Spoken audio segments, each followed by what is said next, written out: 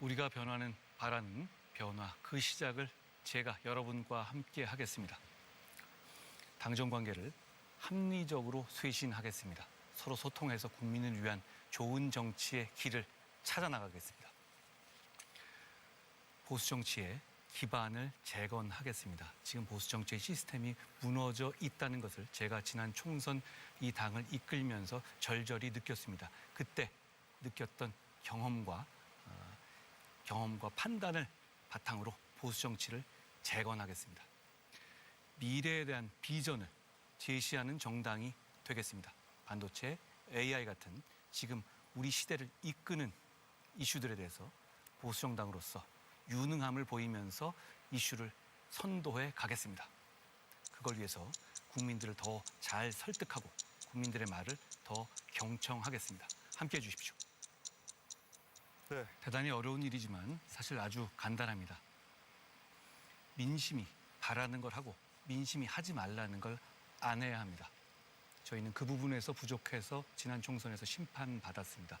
저희가 민심에 반응하고 민심을 따르려고 한다는 모습을 신속하게 보여드리겠습니다. 그러기 위해서 아까 말씀드린 당정관계를 합리적으로 쇄신하겠습니다. 결국 당정관계를 합리적인 소통과 토론의 이 통로로 만들므로 인해서 우리가 바라는 목표인 좋은 정치를 해야 하는 것입니다. 보수 정치의 기반을 재건하겠습니다. 정책 기능이 많이 무너져 있습니다. 여의도 연구원을 획기적으로 재건하고 보수의 정책가들 사이에 생태계가 선순환할 수 있도록 여의도 연구원의 정책 기능을 아웃소싱하겠습니다. 그리고 정책 전문가들의 실명제를 도입해서 그 동기를 부여하겠습니다. 네. 자, 그럼 주도권 토론은 윤상현 후보부터 시작하겠습니다. 당정관계 하니까 우리 한동훈 후보님 좀 물어야 되겠네요. 사실 대통령 지지율에 대해서 먼저 묻고 싶습니다. 우리 대통령 지지율이 최근 보면은 25에서 30% 정도인데 사실 대통령의 국정 운영의 방향에는 동의하시죠?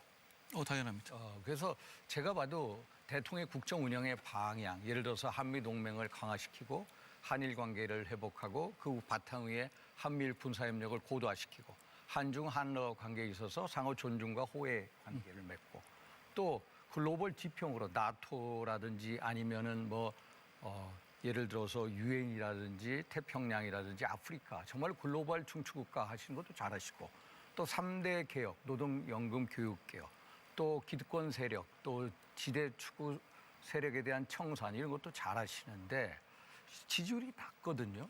그런데 문재인 대통령을 한번 보십시오. 문재인 대통령 5년을 보면은 정말로 대한민국의 가치와 근간이 대단히 무너졌던 5년이지 않았습니까?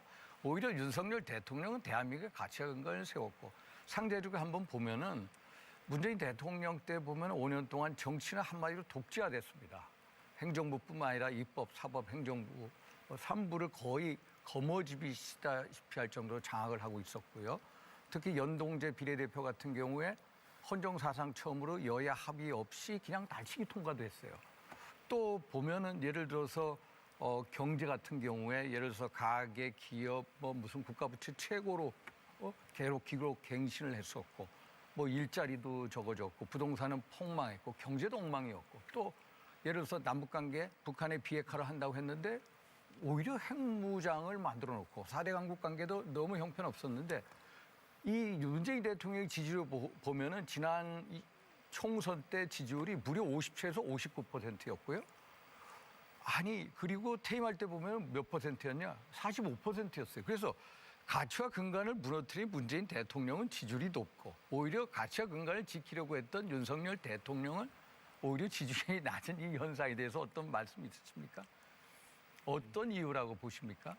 말씀하신 것처럼 한미동맹을 복원하는 등의 대단한 업적이 있다고 생각합니다. 결국 역사 속에서 크게 평가받을 것이라고 생각하고요.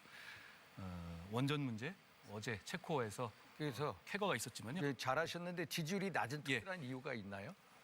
민심에 반응한 모습을 좀 덜 보였다고 생각합니다. 소통과 국민에 대한 설명, 경청하는 모습을 조금 더 보였어야 했고 더 그 부분에 대해서 경청을 하시지만 그 경청을 잘 한다는 면을 조금 더 알리고 민심에 반응하는 모습을 더 보였어야 했다라고 저는 생각합니다. 그러면은 국정 운영의 방향은 옳았지만은 국정 운영의 방식이나 이 스타일이 좀 국민적 기대에 못 미쳤다 이렇게 보고요.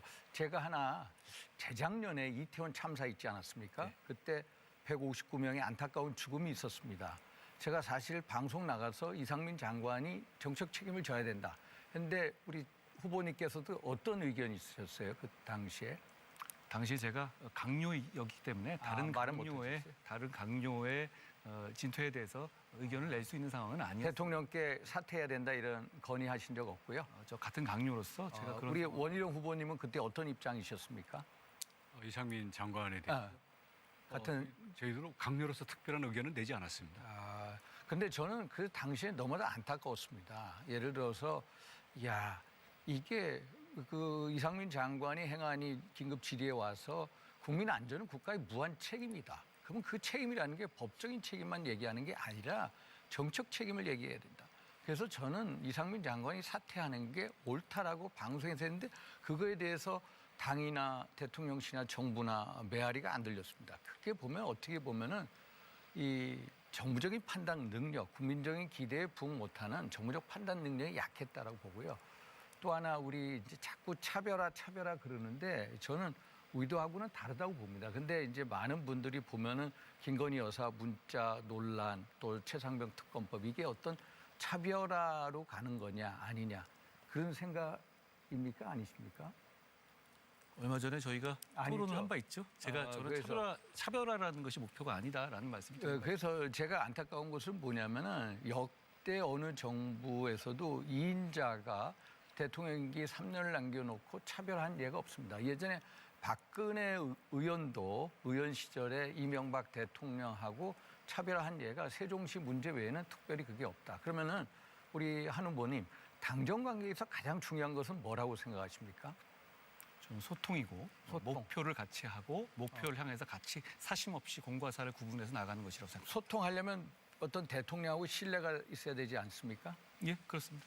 그러면 대통령하고 현재 신뢰가 어느 정도라고 신뢰에선 전혀 이상이 없다고 보십니까? 전 대통령님과 저는 정치적 목적이 윤석열 정부의 성공과 정권 재창출이라는 면에서 완전히 같습니다.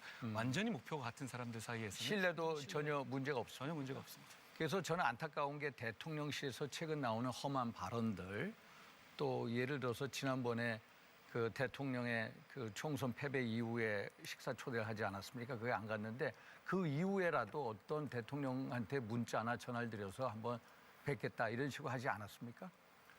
제가 출마하기 전에요. 대통령님과 통화를 나눴고 제가 어떤 취지로 출마할 것이고 그 이후에 뵙겠다라는 말씀을 드렸습니다. 그래도 제가 보기에 가장 중요한 것은 대통령의 신뢰인데 오히려 대통령이 항상 열려있는 분인데 오히려 한 후보님께서 거리를 두려고 하는 건 아닌지 제가 염려가 되고 우려가 돼서 말씀드리는 거고요. 제가 왜 신뢰를 말씀드리냐면은 지금 민주당, 야당이 무제한 탄핵 공세로 나오지 않습니까? 그래서 가장 중요한 게 당정관계, 대통령하고의 신뢰관계고 또 하나 중요한 게 당정이 분열돼서는 안 되거든요. 그런 차원에서 우려스러운 이제 말씀을 전했고요. 어제 이제 우리 CBS 토론에서 나온 어떤 이제 우리 당시 이제 패스트트랙 당시에 나경원 의원께서 공소 취소 뭐 청탁 이 문제에 대해서 이제 말씀하고 사과를 하셨습니다만은 사실 강정관계에 있어서 중요한 게 또 하나 보안 문제입니다. 보안. 그러니까 당정 간에는 대통령하고의 신뢰도 중요하고 또 보안도 중요해야 됩니다. 그래서 이 보안 문제에 대해서 특별히 신경을 써주십사. 그거에 대해서 어떤 입장이십니까? 당연한 말씀이고요. 그리고 대통령님과 저는 굉장히 오래된 사이고 신뢰할 수 있고 신뢰하는 사이입니다. 걱정하지 않으셔도 제가 또 염려하지 않으시게 잘하겠습니다. 또 하나 이제 지지율과 관련돼서 그 박근혜 의원이 비대위원장실에 MB 대통령 2012년이요. 지지율이 24%였습니다. 그런데 우리가 그 당시에 152석을 만들었거든요. 물론 수도권에서 졌습니다. 35석밖에 못 이겼는데. 그런데 우리가 지난 총선 때 대통령 지지율 보니까 4월 첫째 주가 37%, 4월 둘째 주가 33%더라고요. 그래서 대통령 지지율이 MB 때 지지율보다 한 10% 이상이었는데 우리는 졌거든요. 그래서 대통령 지지율하고 상관관계다. 총선은 그런 식으로 분석해 왔는데 또 다른 면도 있다. 그래서 특별히 이거에 대해서 말씀하실 거 있으십니까? 총선 문제에 대해서는 제가 여러분께 죄송하다는 말씀 이 자리를 빌려서 다시 한번 드립니다. 예, 가능한 많은 후보들에게 질문해달라고 말씀을 드렸었는데 다시 한번 당부 말씀드리겠습니다. 그리고 상대 후보에게 이제 답변할 시간도 충분히 좀 주시길 부탁드리겠습니다. 예, 다음 주도권은 한동훈 후보에게 드리겠습니다. 예, 저는 탈원전 정책에 대해서 말씀드리고자 합니다. 먼저 논의를 좀 쉽게 하기 위해서요. 제가 세 분께 다 이렇게 질문 드리겠습니다. 문재인 정부 탈원전 정책에 대한 입장이 무엇인지, 그리고 원전의 비중을 지금보다 늘려야 하는지 줄여야 하는지에 대한 생각을 간단히만 말씀을 해주시면 좋겠습니다. 나 후보님 먼저 말씀해 주시겠습니까? 문재인 정부의 탈원전 정책이 잘못됐다고 제가 원내대표 시절에 탈원전 정책을 반대하는 특위를 만들어서 정말 가열차게 투쟁했던 그 기억이 납니다. 원전 비중을 지금보다 어떻게 저는 생각하세요? 원전 비중 늘려야 된다고 생각합니다. 왜냐하면 우리가 앞으로 이제 기후 변화에 따른 에너지 전환이 필요한데 그동안 원전에 대해서 실질적으로 신재생 에너지와 다르게 취급하던 알겠습니다. 것을 지난번 우리 컵28 회의에서 이제 원전도 실질적으로 신재생과 같이 취급하게 될 수 있기 때문에 예. 저희는 높이는 것이 맞다고 생각합니다. 원 후보님? 네, 한국의 원전은 세계 최고의 경쟁력을 갖고 있고 가장 안전합니다. 우리의 전 세계의 수출 산업이 될 수 있는 우리의 미래 먹거리이기도 하기 때문에 문재인 정부의 탈원전 정책은 만들어내는 거에는 관심이 없고 해체하는 데만 관심이 있었던 대표적인 국가를 해체시키는 잘못된 정책이었다고 생각하고요.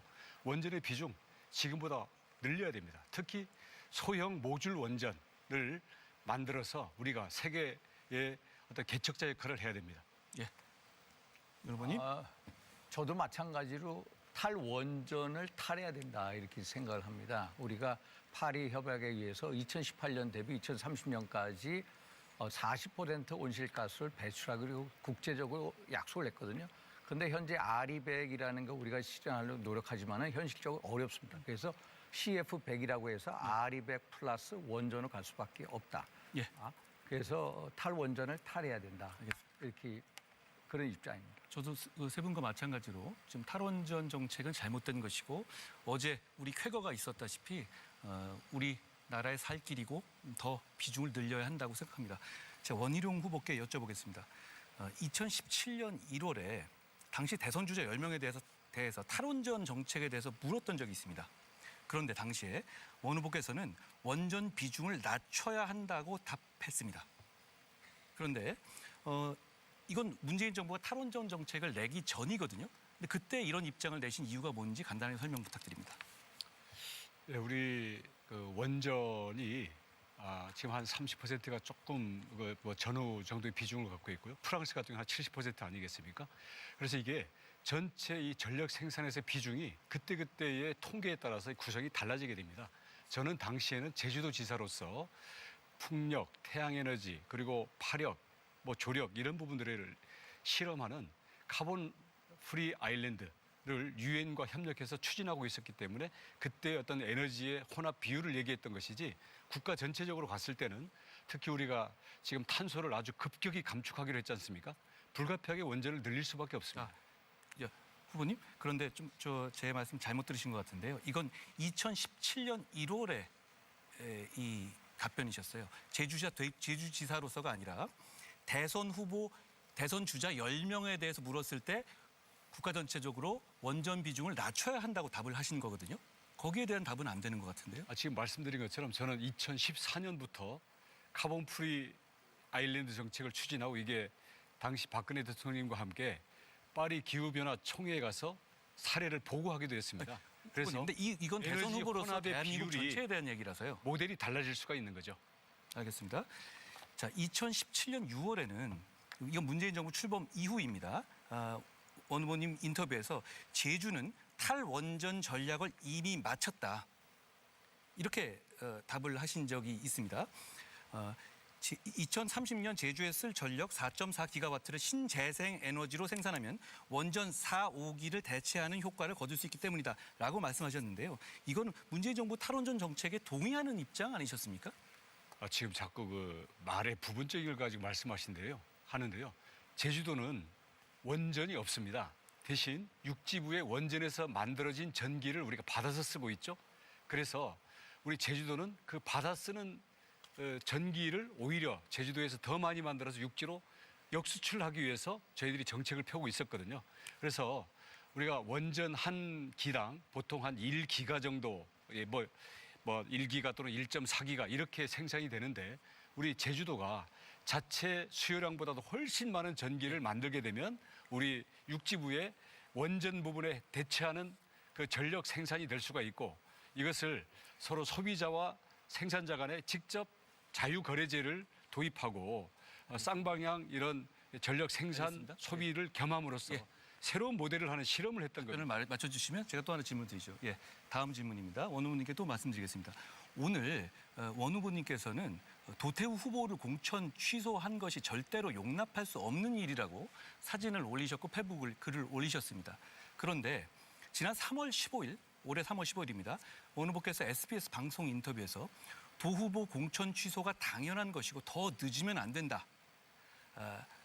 국민을 편가르게 하고 거기서 정치적 이득을 취하려는 정치인들은 집에 가서 쉬어야 한다라고 인터뷰하셨습니다. 3개월밖에 안 됐는데 입장이 바뀌신 이유가 있습니까? 그때 당시에는 아시다시피 저는 이재명과의 개항을 선거에 집중하는 입장이었고 한동훈 당시 비대위원장께서 도태우 또 그 다른 분들에 대해서 이미 발표를 다 한 상태 아니었습니까? 그래서 이런 부분들에 대해서 저는 자세한 그 절차나 내용에 대해서 모르는 상태에서 아무튼 지도부가 잘 했을 것이라고 판단하고 저는 힘을 실어드리는 판단을 한 거고요. 끝난 다음에 당사자나 총선 때 있었던 우리 지도부의 그 과정들에 대해서 소상히 알게 되고 나서는 이건 최소한의 절차도 안 지켰구나. 이런 것들을 알게 돼서 예. 저는 당연히 그에 따라서 제 판단을 얘기를 한 후보님, 겁니다. 이거는 공관이 전부가 하고 논의했던 얘기고요. 그리고 그때 아셨던 것과 지금 아시는 내용이 다를 게 없습니다. 저는 왜 바뀌었는지 다시 한번 설명이 안 되는 것 같은데요. 말씀드리지만 그때 저는 그것을 언론과 우리 비대위원장님의 발표를 통해서 들었을 뿐이지 어떤 절차로 어떤 이유로 된 것인지 자세히 모르고 발표된 결과에 대해서 제가 공동선대위원장, 물론 명목상이었지만 힘을 실어드린 것이었는데요. 그런 부분들을 가지고 제가 만약에 공천심사위원회의 과정이라든지 절차, 그리고 기준, 그리고 당사자들의 이야기를 제가 직접 들었더라면 그때도 전혀 다른 판단을 했을 것 같습니다. 예, 또 한 가지만 마지막으로 여쭤보겠습니다. 2018년 6월 1일자 세계일보 인터뷰에서 당시에 자유한국당을 탈당하신 상태에서 무소속으로 출마하신 상태였는데요. 원 후보님은 복당 여부를 묻는 질문에 대해서 자유한국당 복당요 절대 그럴 일이 없습니다라고 답하셨습니다. 그때 말씀은 거짓말하신 건가요? 그 이후에 복당하셨잖아요. 우리 한동훈 후보께서 그 탄핵 전후의 상황에 대해서 얼마나 이해를 하고 계신지 잘 모르겠는데요. 그때 그 우선 바른정당으로의 이 탈당이 있고요.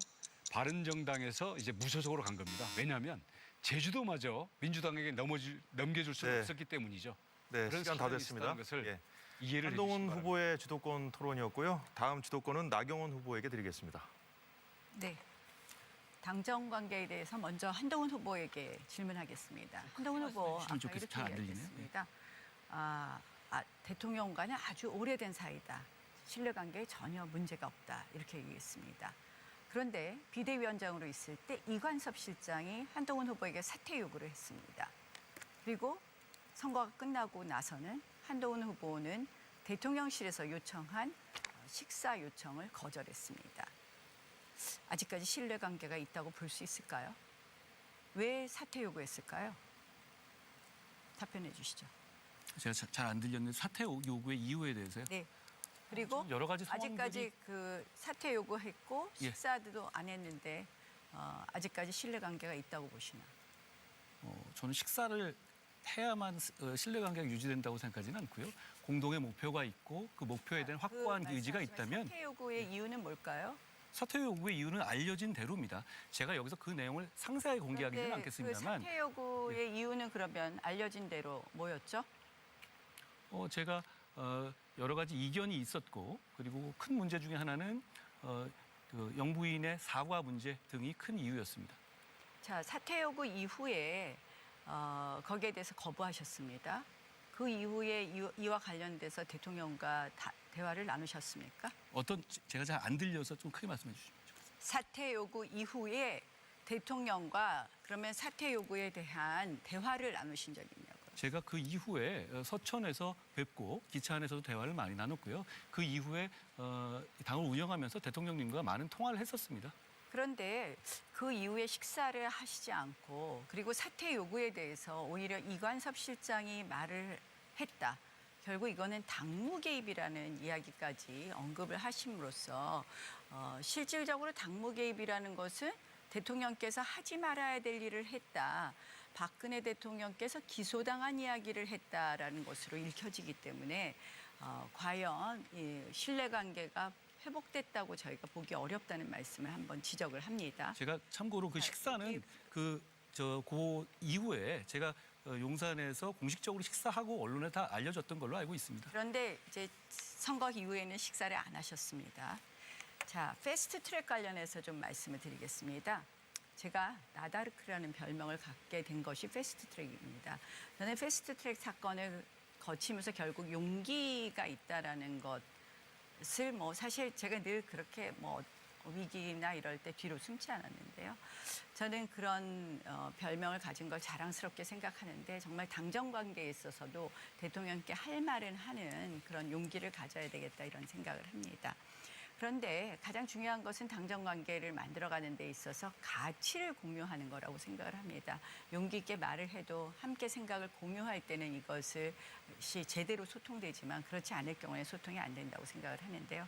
저는 어제 한동훈 후보께서 공소 취소 부탁을 했다 해서 마치 제가 사적인 청탁처럼 이야기하는 것을 듣고 상당히 놀랐습니다. 패스트트랙 사건은 아시다시피 우리 당 의원들이 27명이나 의원과 보좌진이 기소돼서 아직도 재판을 받고 있는 사건이고 그 사건은 사실은 문재인 정권의 무도한 연동형 비례제나 공수처법을 통과하려는 것을 저항하는 사건이었습니다. 그 기소 맞았다고 생각하십니까? 한동훈 후보 대답해 주십시오.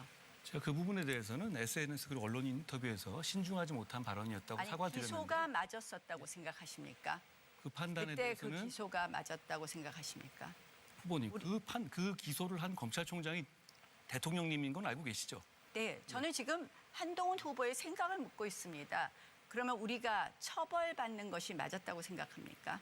법에 따라 기소된 것이고요. 전 기소된 여부에 대해서 그 내용에 대해서는 상세한 건 알지 못하지만 다만 법이라고 하시지만 그때 당을 위해서 희생한 분들 그런 분들에 대해 대단히 안타깝게 생각한다는 말씀을 드립니다. 자, 법에 따라라고 하지만 그 기소가 얼마나 자의적이었는지 한번 그 내용을 살펴보시지도 않았잖아요. 우리 당의 역사를 알아보시지도 않았습니다.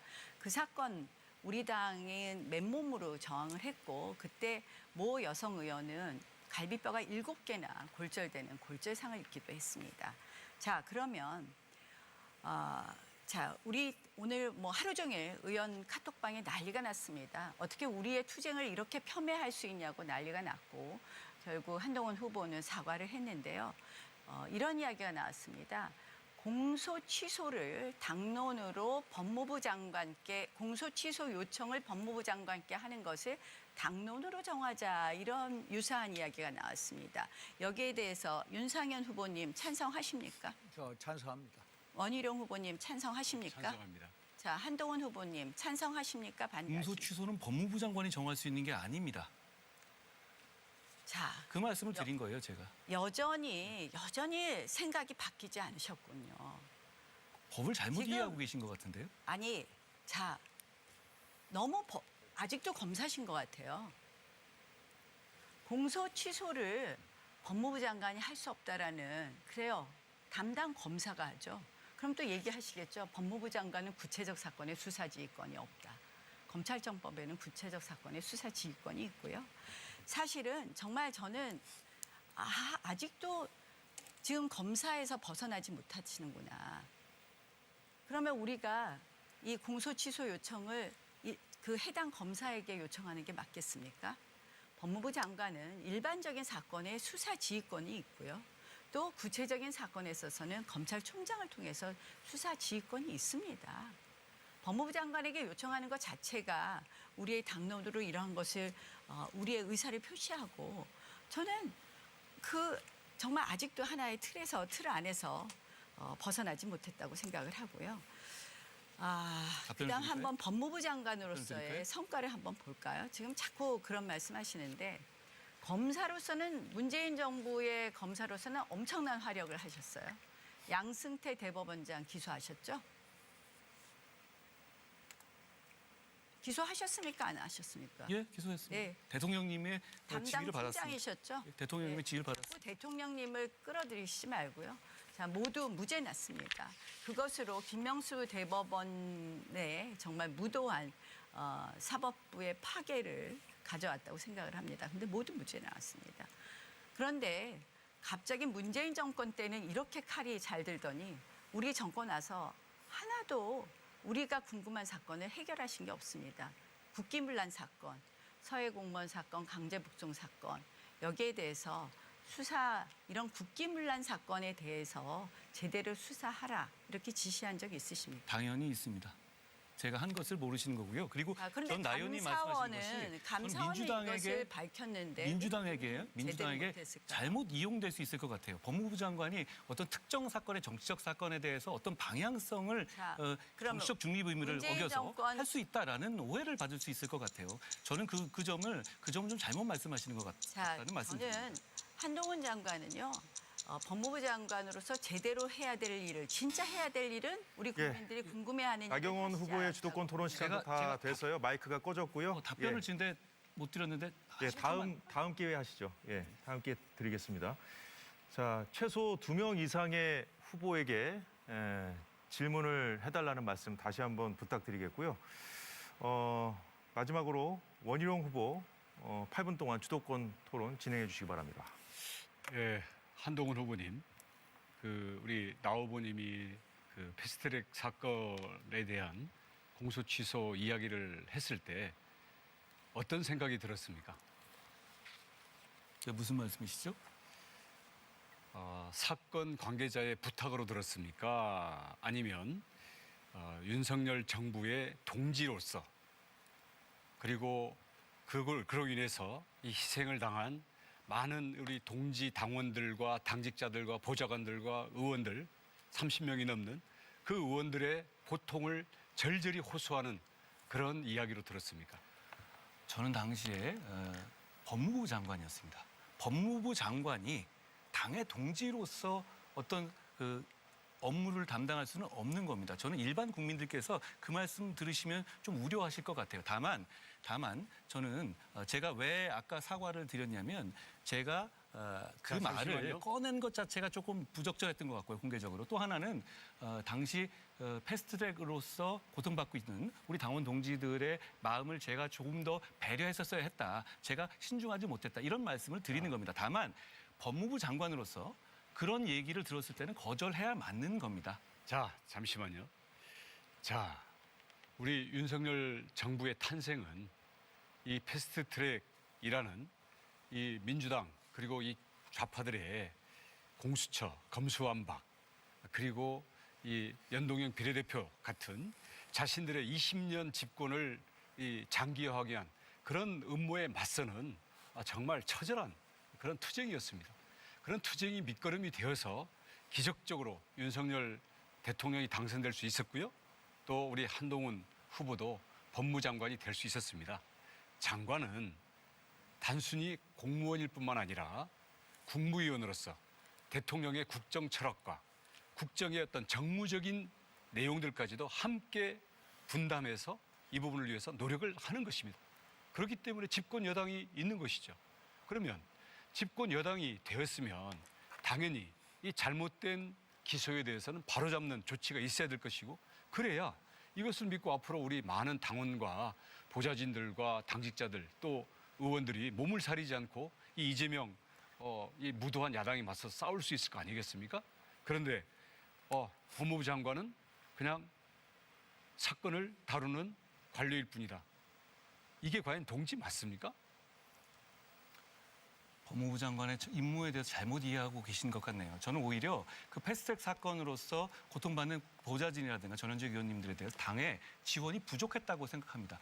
당이 제대로 법률적인 지원을 안 해주고 있고요. 그리고 이 문제는 아직 여야 모두가 처벌 불원 의사를 밝히지 않았습니다. 저는 그 문제를 적극적으로 우선순위를 두어서 먼저 해결하게 되면 사법적 돌파구가 생길 수 있다고 생각합니다. 그런데 원 후보님께서 말씀하신 것처럼 법무부 장관이라는 법 집행을 책임지는 사람의 입장에서 당과 동지로서 동지적 관계로서 법무부 장관이 임무를 수행했어야 된다.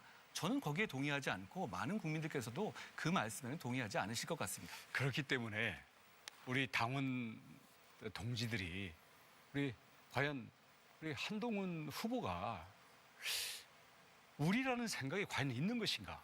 자, 지금 보십시오. 자, 법무부 장관이 물론 구체적으로 검사가 공소 취소하는 이 내용에 대해서 바로 지휘할 수는 없겠죠. 하지만 검사가 만약에 공소 취소를 하려고 하면 그게 법무부 장관의 지휘 감독 없이 이게 가능하겠습니까? 현실적으로? 그리고 우리 정권이 교체돼서 그동안 문재인 정부 때 잘못됐던 많은 문재인 정부의 적폐들을 우리가 청산하고 바로 잡아야 나라가 바로 갈 텐데 그런 점에서 이 패스트트랙 사건도 우리가 바로 잡아야 될 아주 시급한 과제 중에 하나였는데 도대체 국무위원으로서 뭘 하신 건가? 그런 말씀을 드릴 수밖에 없고요. 뭐 탄원서를 안 냈다고요? 또 남 탓하는 거 이거 우리 당원들 정말 실망하십니다. 제가 탄원서를 안 했다는 말씀 드린 적이 이렇기 없습니다. 때문에 잘못 이해하신 거네요. 처벌보는 의사가 바로 그런 뜻이고요. 아니, 우리 상대방에 한동훈 대한 후보를 걸 말하는 보면 겁니다. 제가 말씀드리겠습니다. 당에 대한 애정이 없고요. 윤석열 정부와 정말 국정의 목표와 정무적인 상황을 풀어나가기 위한 그런 애정과 책임감이 없습니다. 그렇기 때문에 걱정을 많이 하는 것이고요. 만약에 제가 하나 여쭤보겠습니다. 우리 나경원 의원님, 아까 그 페북에 올린 사과문 보셨죠? 네, 봤습니다. 심정이 어떠셨습니까? 참 상당히 인식이 다르다 이런 생각을 했습니다. 어떤 인식이 다른가요? 결국은 우리 동지들이 뭐 법에 따라서 이런 결국 그 틀에서 벗어나지 못하고 있고요. 말씀하신 것처럼 우리라는 인식이 없다고 생각을 합니다. 한동훈 후보가 당대표가 된다면 누가 지금 의회 민주주의 폭거에 나가서 싸우겠습니까? 책임져 주지 않는 그런 모습입니다. 아시다시피 지금 의회는 결국 이재명의 민주당이 지금 폭거를 하고 있지 않습니까? 그런데 지금 결국은 처벌불원 의사가 없었다. 아니 정권이 바뀌었으면요. 당연히 잘못된 그 야당 탄압력 보복 기소에 대해서는 정리를 해주는 게 맞습니다. 공소 취소요? 그건 직권으로 할 수 있는 것입니다. 양자가 처벌을 원하지 않아야지만 된다고요? 저희는 우리가 정권이 바뀌면 정치적인 사건을 상대방을 용서해 주기도 합니다. 그런데 잘못된 기소에 대해서 이렇게 수수방관한 것을 마치 또 그리고 그것을 개인적 청탁이나 된 것처럼 바로잡아달라는 헌법 질서를 바로잡아달라는 저의 요청을 개인적 청탁이나 된 것처럼 정말 온 천하에 알리는 그런 자세로 우리가 그런 자세를 갖고 있는 분 당대표는커녕 당원으로서의 자격이 있을까 하는 그런 생각이었습니다. 아마 이런 생각이 많은 당원들께서 지금 우리 당원 게시판들과 우리 의원들 단체 대화방이 들끓고 있고 지금 민심이 들끓고 있는 그런 것들에 대해서 아직도 인식을 잘 못하고 자기는 옳다라는 이것만 고집하는 것 같은데요. 생각을 바꿔주시길 바라겠고. 답변할 기회를 이런 생각이 듭니다. 아니, 아직 질문 안 했습니다. 예를 들어서 이재명 그 체포 동의안에 대한 그 국회 대국민 일장 연설이라든지 이런 식으로 해서 자신이 돋보일 수 있는 이런 기회에 대해서는 매우 민첩하게 움직이는데 자기가 불리해지거나 아니면 자기 책임 또는 자기 할 일 이런 걸로 왔을 때는 사실은 이게 남 탓 또는 시스템 탓으로 돌리면서 어떤 동지의식이라든지 책임감을 느낄 수가 없습니다. 그렇기 때문에 결국은 이 정치라는 것 또는 동지라는 것도 언제든지 자신을 위한 도구화를 하는 것이 아닌가. 지금 이 얘기도 무슨 부당한 부탁을 한 것처럼 갑자기 물어보지도 않았는데 꺼냈잖아요. 법무부 장관으로서 우리 당의 수많은 정치인들과 우리 당원들과 수많은 대화를 했을 텐데 나중에 불리해지면 그 캐비넷 파일에서 꺼내서 또 약점 공격의 재료로 쓸 겁니까? 묻습니다. 한동훈 후보. 저하고 통화한 거를 줄줄줄줄 읊으셨죠, 원 후보님. 그렇죠? 저하고 통화한 거를 밥 먹을 때 통화한 네, 걸 짧게 줄줄줄 정리해 주시죠. 읊으셨죠, 직접. 못 들었냐고요? 아니요, 저하고 식사하고 통화한 내용들을 예. 이 전대 과정에서 줄줄줄줄 언론에 읊으시지 않았어요? 제가 본인이? 언제 읊었습니까? 아니 제가 만났을 때 전당대회 안 나가겠다고 말했었는데 뭐 그런 얘기 식사할 때 아니, 했었는데 말했다고 하셨잖아요. 아니고요. 제 느낌이 그랬었다라는 얘기였죠. 예, 그만하시죠. 예, 아니, 근데 다음에 저에게 다음에 기회가 말씀하실 너무 시간을 없어서요. 또 드리겠습니다. 다음에 발언 기회가 있으니까요. 아니 근데 그때 그건 제 하시죠. 질문이고 이렇게 되면은 질문만 하신 거잖아요. 네, 그러니까 다음에 주도권 토론이 한 번 더 있거든요. 그때는 그 상대 후보에게 답변할 시간을 충분히 주시길 부탁드리겠습니다. 제가 속으로 자주 되뇌이는 말이 있는데요. 공포는 반응이고 용기는 결심이다라는 말이 있습니다. 윈스턴 처칠이 했던 말이라고 하는데 그분이 처음 한 말 같지는 않고요. 여러분들이 많이 전에도 말씀하신 것 같아요. 제가 지난 5년여간 더불어민주당의 파상 공세와 문재인 정권의 파상 공세를 받으면서 몸살이지 않고 싸웠습니다. 그 과정에서 이런 생각을 늘 했었습니다. 그리고 제가 아까 말씀하실 때 법무장관으로서 한 일이 없다고 말씀하셨는데요. 검수완박을 무력화시키는 시행령 제가 만들었고요. 그 과정에서 엄청나게 공격받았고 그거 없었으면 이재명 대표나 이런 수사 자체를 검찰 수사가 없었을 겁니다. 그리고 체포동의안에 대해서 제가 설명해서 결국 저쪽에 이탈표를 내기 위해서 체포동의안을 통과시켰습니다. 이런 과정에서 구속영장이 기각됐다고 해서 이런 노력 자체를 조롱하고 폄훼하는 것에 대해서는 많은 우리 당원 동지들이나 국민들께서 예, 동의하지 시간 다 않으실 것 됐습니다. 같습니다. 예, 자, 첫 번째 주도권 나경원 후보에게 드리겠습니다. 네, 제가 이번에 꺼내놓은 민생 관련된 정책은 외국인 최저임금 구분 적용입니다. 사실 우리가 저출산 고령화 시대를 맞이해서 상당히 만성적인 인력난입니다. 또 한편으로는 우리 저출산 고령화를 해결하는 데 있어서 가사보육 도움이라든지 간병인의 도움이 그 수요가 늘어나고 있습니다. 그래서 저는 외국인 근로자가 상당 부분 이러한 부분을 해결해 줘야 되는데 결국 대한민국 근로자와 똑같은 최저임금 적용을 받는 것이 맞느냐. 이것은 효율적이지 않다. 그래서 구분 적용하자고 생각을 합니다. 자, 한동훈 후보한테 질문하겠습니다. 아이로 협약이 중요할까요? 우리의 민생이 중요할까요? 당연히 민생이 중요하지만 민생을 감안하더라도 아이로 협약을 어떻게 해결할지인지를 보관을 갖고 계셔야 한다고 생각합니다. 자, 제가 보니까 그러니까 저는 이제 ILO 협약에 대해서 우리가 넘어갈 수 있는 부분을 생각해야 된다라고 생각을 했습니다. 그래서 ILO 협약을 넘자는 게 저의 기본적인 생각이고 ILO 협약에 분명히 외국인 고용 근로자의 경우에 차별 대우를 금지하지만 그 차별 대우가 합리적 차별까지도 금지하느냐 여기에 대해서 우리가 조금 폭넓은 생각을 해야 되지 않나 이렇게 생각을 합니다.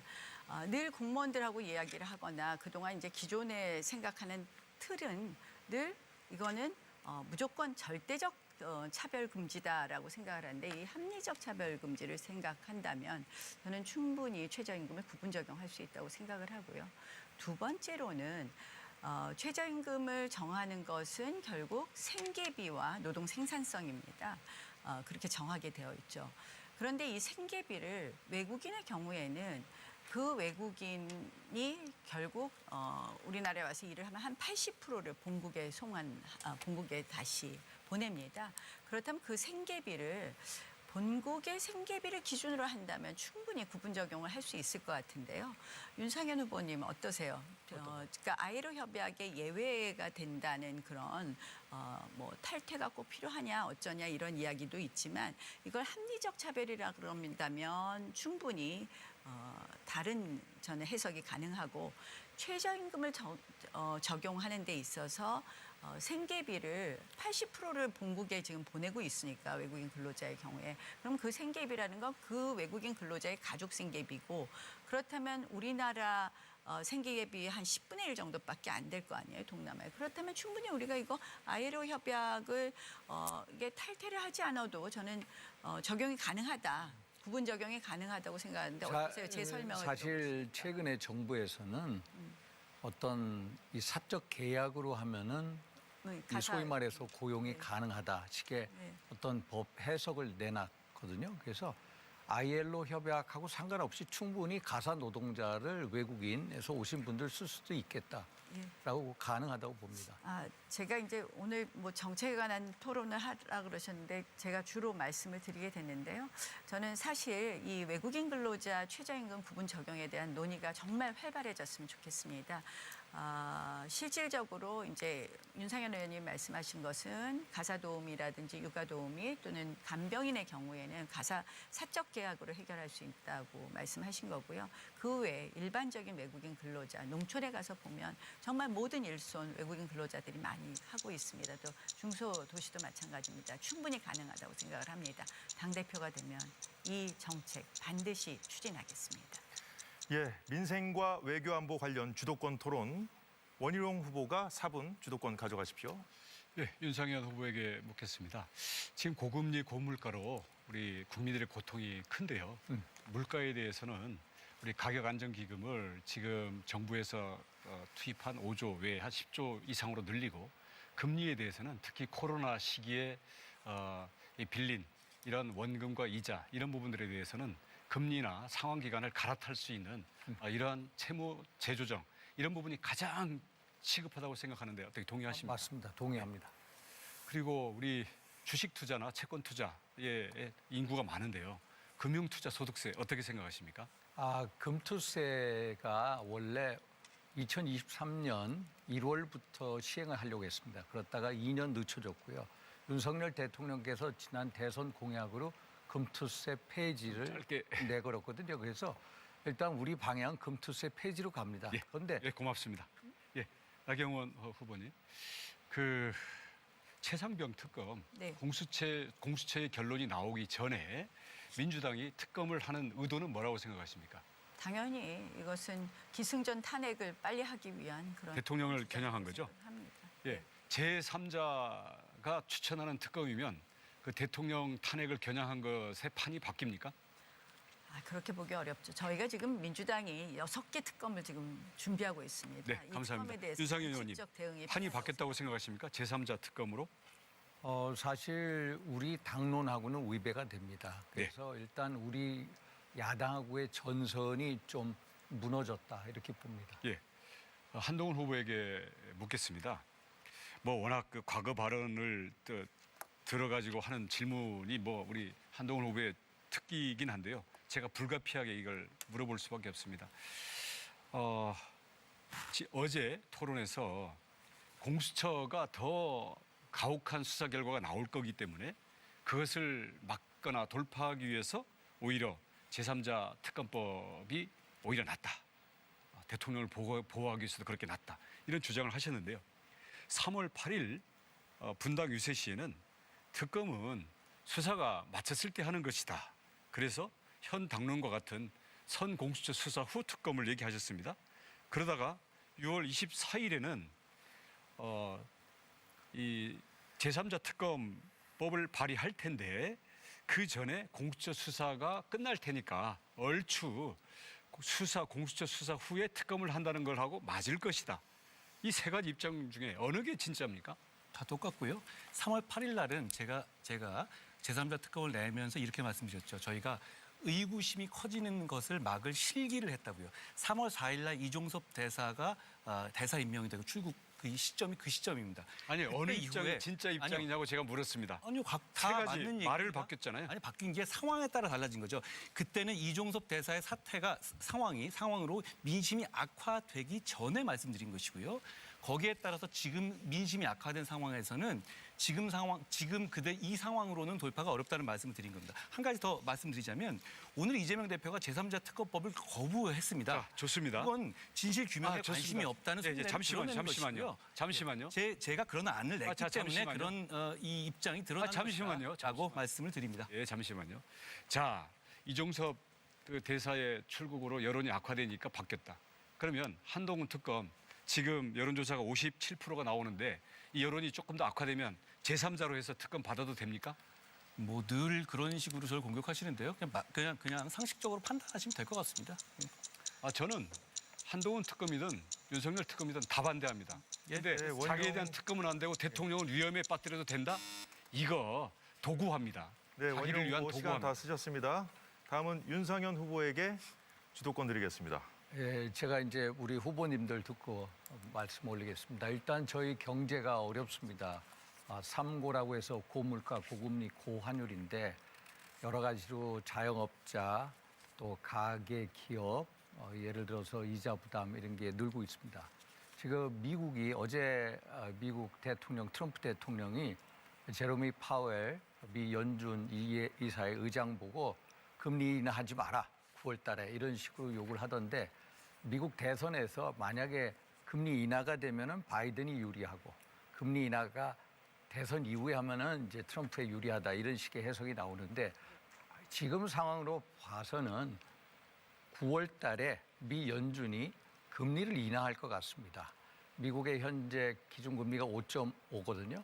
우리 대한민국의 기준금리가 3.5인데 2% 차이가 나는데 우리 후보님들께서는 어떤 생각을 하시나 미국이 9월 달에 금리 인하를 할 것 같다. 그러면은 우리가 선제적으로 다음 달 우리 금융통화위원회가 열리거든요. 다음 달에 금리 인하를 하는 게 낫냐? 아니면은 미국이 금리 인하를 한 다음에 후에 하는 게 낫냐? 어떤 입장이신지 우리 나경 후보님부터 한번 말씀 주시겠습니까? 예. 정말 우리가 이제 고물가 고금리 때문에 굉장히 힘들고 특히 이제 요새 대출 금리 때문에들 고생 많이 하시죠. 또 사실 뭐 지금 이제 소상공인 자영업자의 경우에 코로나 이후에 이제 지금 이 대출 갚지 못한 것을 어떻게 회복할 것이냐 이거 많이 얘기하시는데요. 굉장히 어려운 문제이죠. 금리 문제. 뭐라고? 예스 노. 예스 노. 언제 금리 인하하는 게 좋겠어요? 저는 금리 인하를 선제적으로 아니면 9월 이후에? 저는 선제적으로 하는 것이 낫지 않나 우리 이렇게 우리 원희룡 후보님은? 예, 그 한국과 미국의 금리 차로 인한 그 자본 유출이나 자금의 유출은 기존에 우리가 경제가 작았을 때보다는 지금 그 영향은 많이 줄어들었습니다. 상대적인 비중이. 그렇기 때문에 선제적인 금리 인하 자료를 절대로 안 된다. 이런 입장은 필요 없고요. 대신 우리의 이 성장률과 물가 그리고 이걸 보아서 해야 된다고 생각합니다. 우리 한 후보님은? 금리라는 것이 꼭 미국의 연준만 생각할 건 아니고요. 저희가 3년간 이미 금리에 대해서 긴축을 해왔잖아요. 최근 7월 11일에 한국은행이 금리 인하의 가능성을 사실상 시사하는 뭐 깜빡이를 킨 게 있었습니다. 그렇지만 지금 상황에서는 우리 국내 물가를 먼저 생각해야 한다고 생각해요. 물가가 안정될 필요가 있고 그걸 감안해서 그런데 지금 근원 물가에 대해서 안정되고 있다는 자신감을 한국은행이 보인 것이고요. 그렇다면 결국 그 먼저 물가 안정이 좀 이루어진 이후에 금리 인하를 봐야 되고 그걸 너무 미국의 기준으로 맞출 것은 아니다라고 생각합니다. 저는 이제 사실상 선제적인 금리 인하가 필요하다고 봅니다. 왜냐하면 물가가 이제 근원 물가가 안정세로 접어들었고요. 사실 수입 물가도 지난달에 전월 대비 1.4%밖에 안 올랐습니다. 그리고 우리가 그래서 만약에 우리가 금리 인하를 하더라도 물가 상승 압력이 적다. 가장 중요한 게 지금 자영업자 예를 들어서 연체율 되게 10년 만에 가장 높아졌고요. 이 부채가 1,100조가량 됩니다. 그 가계 부채 아니면은 소위 말해서 자영업자 부채를 줄여야 되고요. 또 이런 식으로 만약에 금리 인하를 하더라도 자금 유출이 미국으로 될 거냐. 현재 우리 금리가 유럽이나 아시아 국가보다 높은 상태고 또 일단 외국에서 우리의 그 채권에 대한 매수세가 계속 진행되고 있고 우리 경상수자 흑자가 한 600억 달러 달할 거거든요. 그래서 환율에도 문제가 없다. 그래서 선제적인 금리 인하가 필요하다 이렇게 보고 있습니다. 예, 윤상현 후보도 시간 다 쓰셨습니다. 다음은 한동훈 후보가 주도권 가져가십시오. 아까 저는 나경원 후보께서 말씀하신 것 중에서 아예로 차별금지 협약에 대해서 임금을 어떤 식으로든가 차별하는 것이 합리적 차별일 수 있다고 말씀하셨는데 그 우리 대법원의 해석과 좀 다른 것 같습니다. 임금을 차별하는 것이 그렇게 자의적 해석을 통해서 가능할 것 같지는 않고요. 다만 취지에는 공감해요. 저는 그렇게 말씀을 드리고요. 정치 지도자는요. 결단하고 좀 상상력을 넓혀야 된다 이렇게 아니 생각합니다. 그렇지만 디테일이 있어야 됩니다. 아니, 정치 지도자는 디테일이 있어야 되는데요. 지금 논리를 단계로는 말씀을 드리는 나경원 거고. 의원이 말씀하신 거는 이거는 지금 이 상태로는 아니 저는 해석되지 대법원 않는다는 거 판례에 말씀드리고요. 우리가 그리고 또 하나 새롭게 사적 이거 계약에 저는 대해서 충분히, 말씀하셨는데요. 사적 계약 부분도 상상력을 가지고 사적 풀어나갈 계약도 수 있다고 생각합니다. 지금 우리 가사도움법을 개정해야 되고요. 그리고 이 대형 에이전트를 통해야 돼요. 왜냐하면 안전해야 되거든요. 아무나 와서 아이 데리고 도망가면 안 되잖아요. 그러니까 그런 면 감안하면 이 사적 계약 문제도 상당한 문제가 있다. 이런 디테일을 챙겨봐야 된다는 말씀드리고요. 나경원 의원께 제가 질문 드립니다. NPT 탈퇴를 통해서 핵무장을 해야 된다. 이런 의견이시죠? 실질적으로는 그러니까 핵무장 예, 제가 핵무장 자체 문제. 핵무장하는 예. 것, 예, 결국은 그렇게 되겠죠. NPT 핵무장을. 탈퇴를 안 하면 안 되는 거잖아요. 핵무장을 하게 되면은 할 수밖에 없죠, 다만 당연히. 이제 저는 미국의 설득과 미국의 동의가 전제된다는 것을 말씀을 그런데 드렸고요. NPT 는 이미 NPT 는 트럼프 정부의 이제 미국 국무장관으로 예정되는 사람들의 발언은 결국 한국의 핵무장에 잠시만요. 대해서 상당히 열을 핵무장을 허용하는 취지의 발언이 아니었고요. 최근 발언은. 게다가 네, 먼저 이거 그거는 말씀드립니다. 해석에 제가- 있어서는 좀 제가 차이가 보십시오. 있다고 봅니다. 해석이 아니라 그건 발언이니까요. NPT는 미국만이 있는 곳이 아니거든요. 그러니까 미국만 설득해서 될 문제가 아닙니다. NPT는 물론 상임 그렇죠. 이사국들을 전부 네. 성향해야 되는데 그분들이 동의할 리가 없죠. NPT가 핵무장을 동의한 사례가 한 번도 없습니다.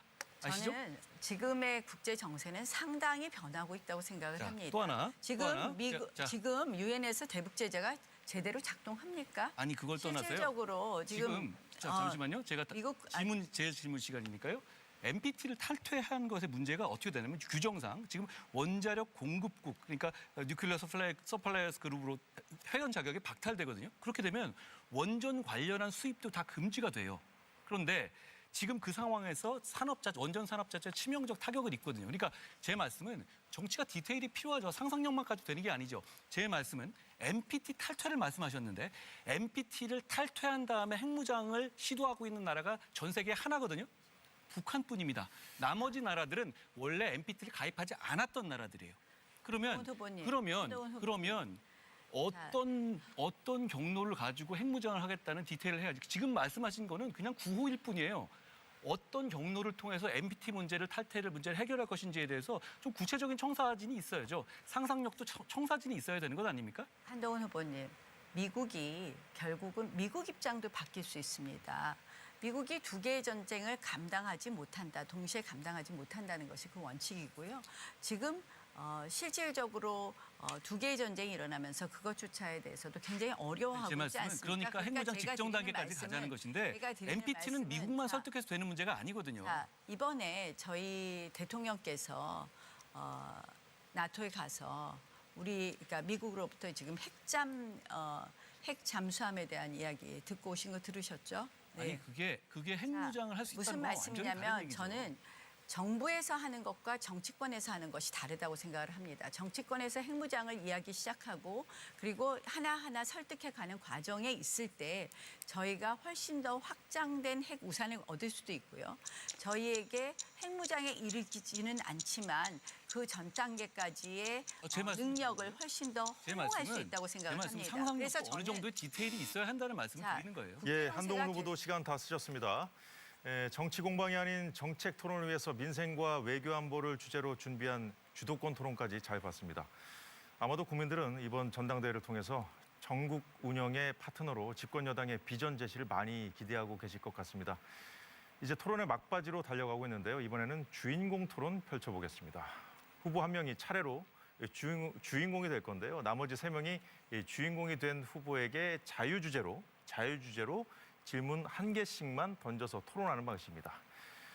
질문과 답변 합쳐서 1분씩만 드릴 거니까요. 시간 관리 잘 하시고요. 주인공에게 답변할 시간 충분히 주시기를 부탁드리겠습니다. 앞에서 못다한 말씀 여기서 활용하시면 이 시간을 좀 활용하시면 좋을 것 같습니다.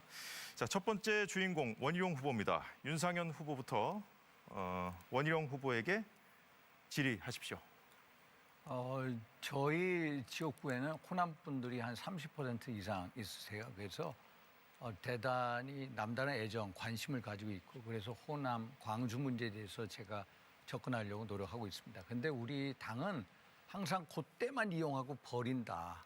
정말 의리 없는 정당같이 호남 분들한테 인식이 돼 있는데 그래서 제가 광주의 제2당사를 만들자. 적어도 월요일 날은 매주 현장 최고위원회를 광주 호남 지역을 돌면서 하면서 광주 호남 분들의 어떤 요구를 들어주자. 그래서 어떤 호남 대책이 결국 수도권 대책이다 이런 생각인데 어떤 특별한 대책 같은 거 있으세요? 앞에 말씀하신 것도 좋은 방안인데요. 실제로 그 비례대표나 아니면 그 지방의원들 또는 여러 가지 정부직에 참여하는 기회 이런 면에서 보면 실제 그 당세 확장 노력보다는 어떤 연줄로 많이 되는 것 같아요.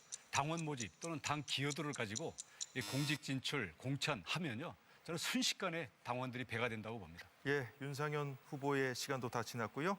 다음은 한동훈 후보가 원희룡 후보에게 질의하십시오. 예, 원 후보님은 박근혜 대통령의 탄핵을 주장하면서 본인이 탈당하신 적이 있습니다. 게다가 과거에 이명박 대통령님에 대해서도 탈당 요구한 사실이 있었습니다. 원 후보님 정치 경험이 많으시다는데 박근혜, 이명박 이 두 분이 정치 경험 중에서 전부 보수 대통령은 이 두 분 아닙니까? 그런데 정치인으로서 함께한 보수 대통령 모두에게 탈당이나 탄핵을 요구한 분이 어떻게 지금은 본인이 탄핵을 잘 막을 수 있다라고 주장하시는지 제가 의문이 있습니다. 거기에 대한 답변을 주십시오. 네, 저는 25년간 우리 한나라당에서 이 정말 개혁 소장파로 출발해서 야당도 해보고 여당도 해보고 그다음 우리가 탄핵당에서 한번 사라져 보기도 하고 또 다른 당으로 가보기도 했습니다. 무소속도 해봤고요. 저는 그 과정에서 정말 깊은 교훈을 얻었습니다. 특히 여당일 때 당과 정부가 충돌하면 모두가 공멸한다는 것. 다시는 절대로 그래서는 안 된다는 것. 그러니까 그런 교훈을 갖고 있습니다. 예, 다음은 나경원 후보, 원 후보에게 질문하십시오. 원희룡 후보는 사실 이제 이번에 출마 안 하신다가 갑자기 출마를 하셨는데요. 사실 또 그 전날 출마 발표를 하시기 전날 대통령과 밥을 먹었다라는 것을 알리면서 나오셨습니다. 결국 한마디로 대통령 주변의 친윤계를 등에 업고 나왔다 이런 비판을 면할 수 없습니다. 계파 갈등을 오히려 심화시키는 그런 역할을 하지 않았나 하는 그런 지적도 있고 과연 대통령에게 빚지고 왔다면 당정 관계에 있어서 대통령에게 쓴소리를 제대로 할 수 있느냐 하는 그런 의문이 있습니다. 어떻게 생각하십니까? 제 출마의 결단에 대해서는 뭐 제가 다시 말씀드리지 않겠지만 저는 25년 제 정치 모든 경험을 걸고 저는 정말 결단을 했고 도전을 했기 때문에 책임은 제가 집니다. 그리고 앞으로 대통령과의 쓴소리는 신뢰가 있을수록 쓴소리를 더 잘할 수 있습니다. 그리고 저는 대통령과의 대화를 절대로 밖에 가서 불리하더라도 제가 도구로 이용하지 않겠습니다. 예, 잘 들었습니다. 다음 주인공은 윤상현 후보인데요. 이번에는 한동훈 후보가 먼저 윤 후보에게 질문 주시죠. 예, 후보님. 예. 전에 통화 녹취에 관한 통화 녹취를 처벌하는 관련 법안을 내셨다가 여론에서 좀 안 좋았을 때 그다음에 철회하신 바가 있잖아요. 예, 저도 거기에 대해서는 굉장히 여러 가지 찬반 양론이 있을 수 있다고 생각해요. 그러니까 아이폰에는 통화 녹음 기능이 아예 없는 거죠. 그런데 거기에 대해서 저는 이렇게 생각합니다. 그 통화 녹음을 처벌하는 나라도 전 세계에 많이 있거든요. 그 사인 간의, 개인 간의 대화를요. 그런데 거기에 대해서 우리나라 국민들께서 그게 어떻게 보면 약자의 보호수단이다라고 인식하고 계시고 실제로 그렇게 활용되는 면도 있는 것 같아요. 그래서 저는 그것이 그 통화 녹음을 처벌하는 것은 부적절하다고 생각하거든요. 어떤 입장이신지 설명해 주시면 좋겠습니다. 그래서 제가 맨 처음에 법안을 냈거든요. 사실 미국에서 오래 생활하다 보니까 통화 녹음 생각도 못합니다. 그랬다가 법안을 냈다가 공청회 여러 군데 한다면서 범죄인들 또 사회적 약자들 이런 경우에 녹음이 필요한 경우를 봐서 다시 철회를 했습니다. 네, 다음은 나경원 후보 질문하시죠. 그 한동훈 윤상현 윤상현 후보하고 윤상현 후보하고 저하고 비슷한 점이 많은데 그 중에 하나가 이제 계파 정치 청산을 이야기합니다. 사실 이제 윤상현 후보는 예전에는 계파 정치 수계쯤 되셨어요. 죄송합니다. 그런데 사실 저는 이제 그래서 한 후보나 지금 원 후보가 됐을 경우에 우리가 늘 계파 정치 이런 거 많이 하잖아요. 자기 사람 심기를 위해서 늘 조직 강화 특위를 하고 또 당무 감사를 해서 바꿔치고 새 사람 심습니다. 원외위원장들의 목숨이 사실 파리 목숨이 될 때가 많죠. 이런 거 어떻게 고쳐 나가시겠습니까? 사실 계파 정치 저도 피해자입니다. 그래서 반성 많이 했고요. 사실 이런 사람을 둘러싼 계파가 아니라 정책 계파를 만들자. 그게 가장 이것을 고칠 수 있는 변화시키는 하나의 방안으로 그래서 정책 개판 만드는 데 앞장서고 있습니다. 네, 잘 들었습니다. 원희룡 후보 질문하시죠. 예, 윤석열 후보께 묻겠습니다. 윤석열 정부를 출범시킨 사람들은 모두 동지라고 생각합니다. 그래서 만약에 우리 윤 후보가 윤석열 정부를 탄생시키면서 초대 법무부 장관으로 갔다고 했을 때 과연 이 패스트트랙 기소 과연 정당하다고 보시는지 아니면 나경원 당시의 원내대표로부터 공소 취소에 관한 의견을 제시받았을 경우에 어떻게 했을지 동지의식이 있는 그런 장관이라면. 아니 사실 동지의식 전에 이제 법무부 장관이라면은 제가 만약에 어떤 당에 어떤 생각이 없었으면은 법적으로 판단했을 것 같습니다. 당시 한동훈 장관도 보면은 저희 당하고 어떤 동지의식이 있는 그런 관계는 아니었다고 보고요. 일단 그래서 장관께서도 법적인 판단하지 않으셨나 이렇게 보고 있습니다. 아니 본인이었다면. 그러니까 저도 만약에 한나라당 사람이 아니 이 당 사람이 아니라면 어떤 판단했을지 모르죠. 예, 시간 다 됐습니다. 한동훈 후보가 세 번째 주인공입니다. 나경원 후보부터 질의해 주시죠. 저는 참 어제 사실은 정말 충격이었습니다. 이 잘못된 우리 정말 그때 정말 처절하게 투쟁했었고요.